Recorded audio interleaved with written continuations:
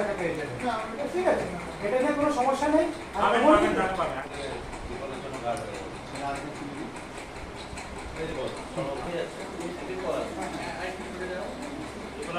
কিছুদিন 15 দিন বা 1 মাস দেরি হলে আপনি পাবেন। তার রোগ সম্পূর্ণ নিরাময় হয়।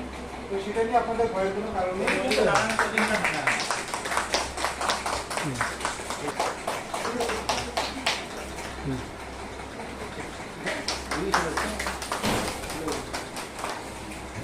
টিবি পেশেন্ট তাদেরকে পুষ্টি সহায়তা আমরাই করেছি। এটাকে আমাদের ভাষায় বলা হয় নিক্ষয় মিত্র। এই যে সমস্ত পেশেন্ট, বেশিরভাগ পেশেন্টই অপুষ্টিতে ভোগে, তারা টিবি রোগে আক্রান্ত হয়। টিবি রোগের যে ওষুধ সেটা যখন খাওয়া হয় তখনও তাদের ইমিউনিটি পাওয়ারটা অতটা ডেভেলপ করে না। সেই ইমিউনিটি পাওয়ার বাড়ানোর জন্য পুষ্টির দরকার হয়। সেই পুষ্টিটা আমরা